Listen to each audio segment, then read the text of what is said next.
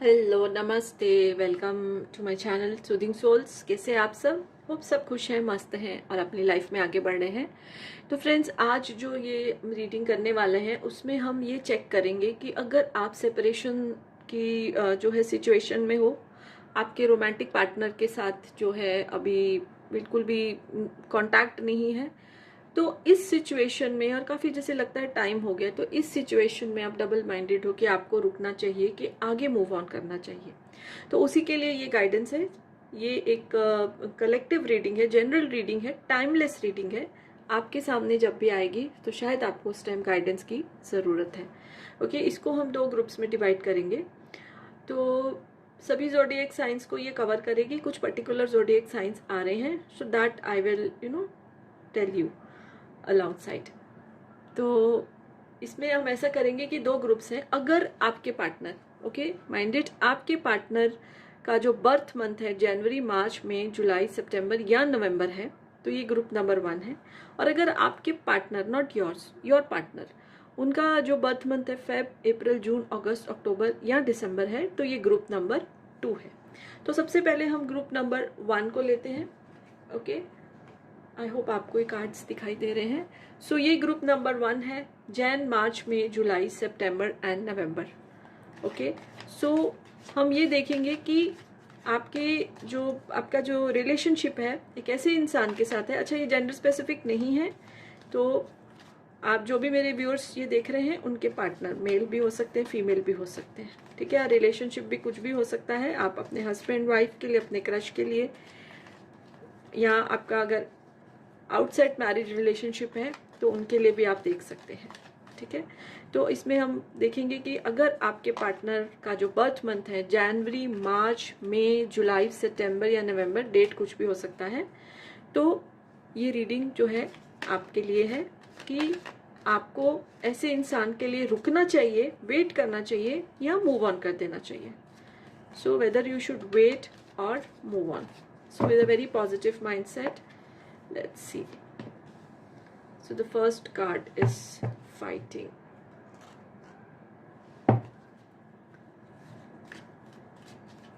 Divine guide करिए, मेरे viewers wait करें कि मूव ऑन करें अगर उनके पार्टनर ये मंथ्स को बिलोंग करते हैं। Second card is compromise. Third card is morality. अच्छा, अगर इधर अब मैं जो है वो साइंस की बात करूं तो Taurus, Virgo, Capricorn and Gemini, Libra, Aquarius की एनर्जी है जो अभी तक आई है।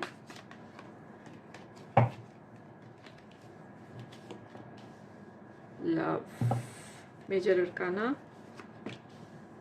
ओके, पार्टिसिपेशन, तो कैंसर, पाइसिस, स्कॉर्पियो भी आ गए हैं। Taurus, Virgo, Capricorn again.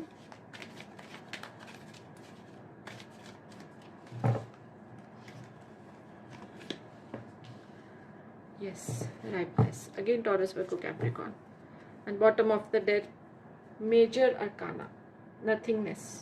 तो देखिए, ऐसी एनर्जी आ रही है कि आपका जो सेपरेशन इस टाइम चल रहा है, बहुत ही बुरी तरह से ये ब्रेकअप हुआ है।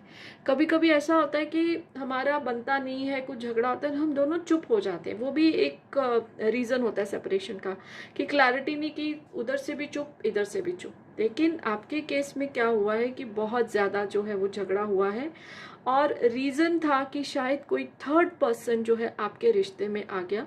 बट इट डजेंट मीन कि वो कोई रोमांटिक बंदा था या बंदी थी आपकी जिंदगी में या आपके पार्टनर की। नो, ये एक ऐसा इंसान था या थी जिसका आप दोनों के ऊपर बहुत इन्फ्लुएंस था। It can be a common friend, it can be some elder, some family member. तो ज्यादातर मुझे एक फीमेल दिखाई दे रही है इस रिश्ते में। ठीक है, कोई ऐसी एक फीमेल जिसका बहुत ज्यादा आप दोनों के ऊपर इन्फ्लुएंस था, आप उनकी हर बात मानते थे, और आपके पार्टनर भी। ठीक है, बट ऐसा हुआ है कि वो lady, most of the cases में 99% में, 1% में मेल भी हो सकता है, वो लेडी ने कुछ चीज उसको बुरी लग गई आपकी, आपके पार्टनर की, and then you know that person turned negative और आपके रिश्ते में प्रॉब्लम्स खड़ी करनी शुरू कर दी। आप दोनों जो उसको बहुत ज्यादा जो थे मानते थे, और आपको लगा कि वो जो भी बोल रही है वो फीमेल वो सही होगा। कुछ शक पैदा किया, कुछ गलत बातें उन्होंने बताई और आप दोनों का बहुत ज्यादा झगड़ा हुआ। आपने एक दूसरे के साथ क्लैरिटी नहीं की बिकॉज आप दोनों उनके इन्फ्लुएंस में थे, जैसे मैंने स्टार्टिंग में बोला उनके इन्फ्लुएंस में थे। तो झगड़ा बहुत ज्यादा हो गया एंड सेपरेशन। अब सेपरेशन की सिचुएशन में क्या हुआ है कि दोनों एक दूसरे को भूल नहीं पा रहे, ठीक है, क्योंकि ये झगड़ा एक थर्ड पर्सन की बातों से हुआ है। आपस में कुछ भी क्लैश ऑफ जैसे आइडियाज या ऐसा नहीं था। अब दोनों एक दूसरे को भूल नहीं पा रहे हो और बहुत याद करते हो। I am sorry. रात रात को या तो आप उठ जाते हो, नींद नहीं आ रही है, या पार्टनर आपके उठ जाते हैं। अच्छा, अब मैं इधर एक ये चीज बताना चाहती हूँ कि इस सेपरेशन को 4 महीने से लेके 9 महीने हो चुके हैं। Can be 4 months, 5 months, 6 months, till 9 months। किसी किसी के केस में मोर देन 9 months भी है, तो काफी एक लंबा अरसा जो है वो निकल गया है। लेकिन तब से भी जो है वो नींद नहीं आ रही है। उठ जाते हो, आप उठ जाते हो, आपके पार्टनर उठ जाते हैं, सपने में आप एक दूसरे से मिलते हो, एनर्जेटिकली मिल रहे हो क्योंकि रिश्ता अंदर से नहीं टूटा है। देखिए, सबसे बड़ी बात है लवर्स का कार्ड आया है। लवर्स का कार्ड एक रिलेशनशिप में अल्टीमेट है। ये हमेशा बोलती हूँ, अगर आप मेरी रीडिंग्स देखते आ रहे हो, मेरे से कनेक्टेड हो, तो लवर्स का कार्ड आया है। अब क्योंकि आपस में कुछ ऐसा क्लैश नहीं था, एक्सटर्नल फैक्टर्स, एक्सटर्नल बातों की वजह से ये जो है प्रॉब्लम आई है, सेपरेशन आई है। अब आपके लिए यही गाइडेंस है कि आपको जो है उनके लिए वेट करना चाहिए, क्योंकि ये लवर्स का कार्ड आया है, ये डिवाइन कनेक्शन है। ये कनेक्शन ऐसा नहीं है कि जो टूट जाए। सेपरेशन आया और टूट गया, नहीं। सेपरेशन आया है, आप दोनों को कुछ सिखा के ही जा रहा है, ठीक है। आप दोनों को कुछ लेसन्स जो है वो लर्न हुए हैं कि ये चीजें हमको आगे जाके नहीं करनी अपने रिलेशनशिप में, बिकॉज ये रिलेशनशिप तो लॉन्ग टर्म चलने वाला है, लॉन्ग टर्म चलने वाला है, ठीक है। अगर किसी किसी के केस में आप मैरिड हो या आपके पार्टनर मैरिड है and still you are connected to each other, और आप भले शादी भी नहीं कर सकते, बट एक दूसरे के जो आप जुड़े हुए हो ना, वो बहुत दूर तक जाने वाला है, maybe till your last breath. तो आपको जो है, आपके लिए यही गाइडेंस है कि आपको रुकना चाहिए। जैसे एक फल है, हम बीज डालते हैं, धीरे धीरे वो पौधा बनता है। तो आपका जो सेपरेशन है वो धीरे धीरे खत्म होगा, जैसे एक फॉग हट जाती है ना। मे बी उस पर्सन ने, जो उस 99% के केस में फीमेल ने जो गलत फहमियाँ फैलाई हैं, और गलत फहमियों की उम्र ज़्यादा नहीं होती, कहीं ना कहीं से वो एक जो होती है कोहरे के जैसे होती है, कभी ना कभी वो कोहरा छटता है। So it will happen, and for you the guidance is कि आप रिश्ता फिर एक नए सिरे से स्टार्ट करेंगे। ये दोनों चीजें इस चीज को इंडिकेट कर रही हैं कि आपको अपने पर्सन जिनका बर्थ मंथ जनवरी, मार्च, मई, जुलाई, सितंबर, नवंबर है, उनके लिए डेफिनेटली रुकना चाहिए। मूव ऑन करके कुछ भी नहीं होने वाला। डिवाइन कनेक्शन है ये, और हमेशा आप एक दूसरे की स्पेस में जो है वो रहने वाले हो। और जब आप दोबारा अब मिलेंगे तो ये रिश्ता एक नए, जैसे एक बोलते हैं ना, नई किताब के स्टार्ट होगा, बिकॉज गलत फहमियों का कोहरा छट गया होगा समहाउ, ठीक है। तो for this group definitely you have to wait, they will come और you will approach them, anything can happen, okay. Video अच्छी लगी तो प्लीज इसको लाइक कर दीजिए, चैनल भी सब्सक्राइब कर सकते हैं। Hello group number 2। सो जिनके पार्टनर, जिनका की बर्थ मंथ, पार्टनर का, नॉट योर्स, आपके पार्टनर का बर्थ मंथ अगर फरवरी, अप्रैल, जून, अगस्त, अक्टूबर या दिसंबर है, तो ये आपकी रीडिंग है। और इसमें हमने चेक करना है कि आपको इन पर्सन जिनसे सेपरेशन हो गया है, जिनका बर्थ मंथ मैंने बताया है फरवरी, अप्रैल, जून, अगस्त, अक्टूबर या दिसंबर है, उनके लिए वेट करना चाहिए कि आपको मूव ऑन कर जाना चाहिए लाइफ में, ठीक है। सो with a very positive mindset, timeless reading है, जब भी आपके सामने आपकी रीडिंग है, ठीक है। फॉर ऑल ज़ोडिएक साइंस, कुछ जो भी ज़ोडिएक साइंस पर्टिकुलर आएंगे मैं आपको साथ साथ में बताऊंगी, ठीक है। So let's see with a positive mindset क्या करना चाहिए आपको। Conditioning, slowing down.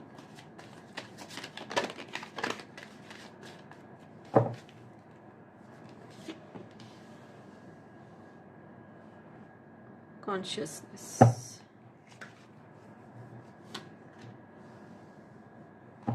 Aloneness.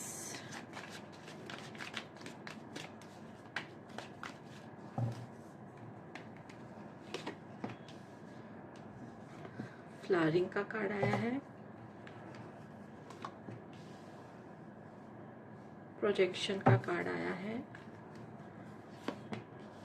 Lovers का कार्ड आया है, and bottom of the deck में रिवर्स में आया है राइपनेस का कार्ड। अच्छा, इसमें सभी ज़ोडिएक साइंस जो हैं except Leo, Aries and Sagittarius, यानी फायर साइन के अलावा बाकी सारे जो हैं वो साइंस जो हैं वो आए हैं इसमें। Okay, Taurus, Virgo, Capricorn, Cancer, Pisces, Scorpio, Gemini, Libra, Aquarius सब आए हैं, लेकिन लियो, एरियस, सेजिटेरियस इसमें नहीं आया है। बट स्टिल ये रीडिंग जो है सभी ज़ोडिएक साइंस के लिए है।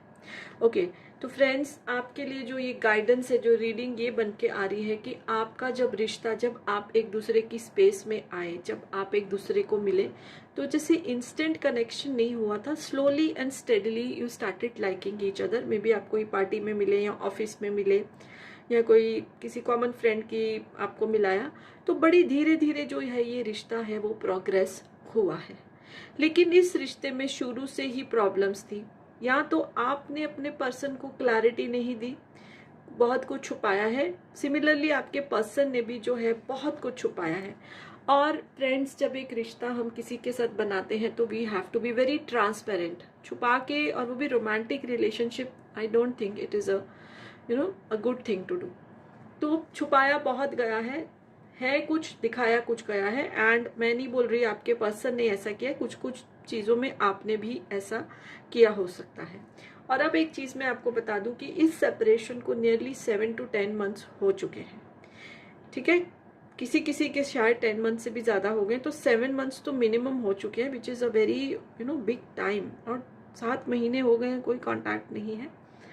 और लेकिन इस दौरान में ऐसा हुआ है कि दोनों ने एक दूसरे को याद तो किया है, बट कभी कभी, ठीक है, अगर मैं बोलूँ बहुत मिस किया है तो मुझे वैसी एनर्जी नहीं आ रही है। और इस सेपरेशन का जो रीज़न यही था कि या तो आप अपने पर्सन को कमिटमेंट नहीं दे रहे थे, या तो आपके पर्सन आपको कमिटमेंट नहीं दे रहे थे। क्योंकि ये रिश्ता जो है जब स्टार्ट हुआ, एक तो बहुत धीरे धीरे इसका प्रोग्रेस हुआ और बहुत सारी चीज़ों जो है इसमें छुपाई गई है, यानी ट्रांसपेरेंसी नहीं थी इस रिश्ते में।